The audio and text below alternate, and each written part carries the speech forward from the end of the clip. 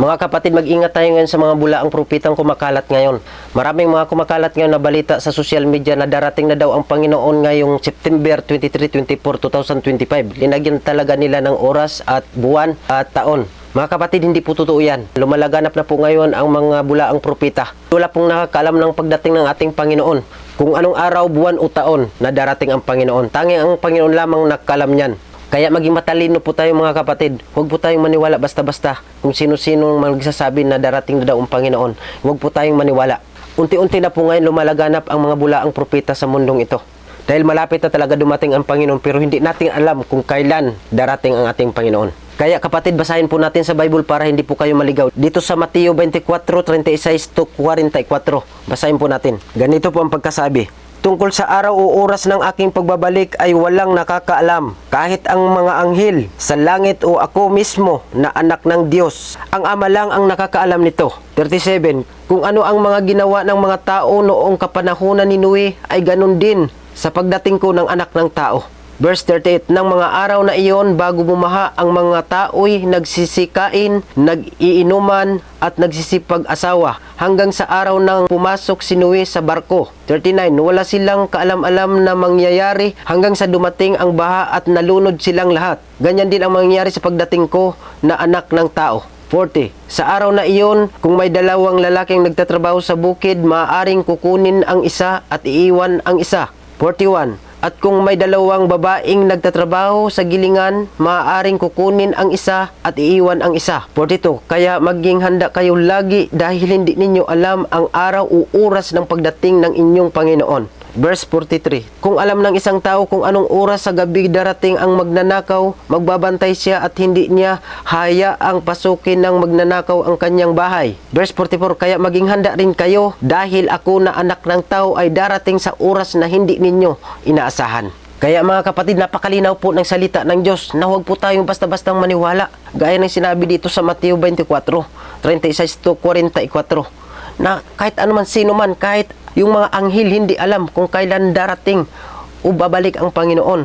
Kahit yung anak ng Diyos hindi niya alam. Tanging ang Ama lamang ng ating Panginoon ang nakakaalam kung kailan siya darating. Amen. Kaya huwag po tayong magpalinlang sa mga naglalabasang mga bulaang propeta ngayon.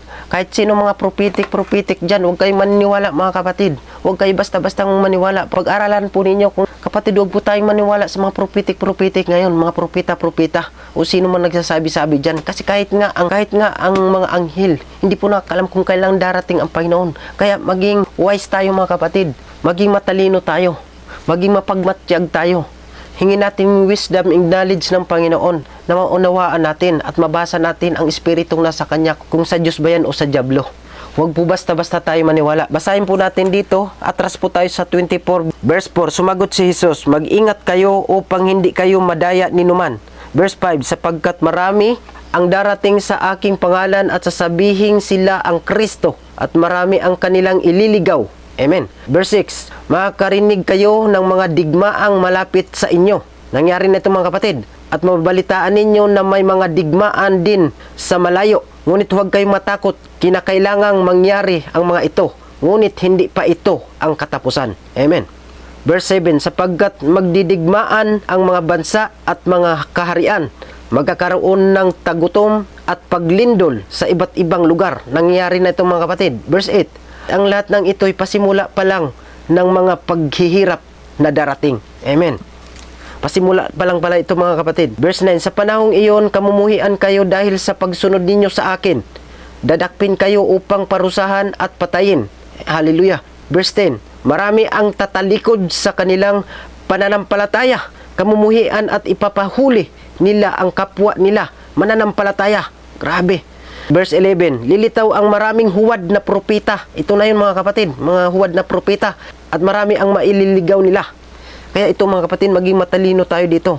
Marami baka maisa tayo sa ililigaw nito kung hindi tayo maging matalino. Pag-aralan natin mga kapatid at hingin natin ang Holy Spirit ng Panginoon, anointing ng Panginoon upang magkaroon tayo ng mga kaunawaan sa ating puso't isipan. Verse 12, lalaganap ang kasamaan at dahil dito manlalamig ang pag-ibig ng maraming mananampalataya. Verse 13, ngunit ang manatiling tapat hanggang sa wakas ay siyang maliligtas. Amen. Hallelujah. Kapatid, napakalinaw ng salita ng Diyos. Ito, pag-aralan natin. Tandaan po natin ito mga kapatid. Basahin po natin po ulit-ulit itong chapter 24 mga kapatid. Napakaganda po at napakalinaw ng mga salita ng Diyos para maunawaan natin at magkaroon tayo ng katalinuhan na mula sa Diyos. At hindi tayo malinlang sa mga lumalaganap na balita ngayon sa social media. Maging matalino tayo mga kapatid. Napakalinaw po ng salita ng Diyos mga kapatid. Kung hindi po ninyo naunawaan ang aking mga sinasabi dito, hindi nyo naintindihan, basahin nyo po dito sa chapter 24 ng Mateo kapatid. Paulit-ulit po ninyo basahin yan mga kapatid. Ilagay ko po dyan sa comment section mga kapatid ang aklat at yung chapter at verse kung saan ninyo mababasa. At basahin nyo muli mga kapatid para maging wise kayo, maging matalino kayo, magkaroon kayo ng kaunawaan mga kapatid sa mga hindi pa nakaunawa. Kaya basahin nyo ito mga kapatid. Baka may ma-encounter kayo mga kapatid na mga ganyang pangangaral kapatid. Basahin nyo ito mga kapatid para hindi kayo malinlang. Kaya yun lang mga kapatid, maraming salamat. God bless us all. God bless.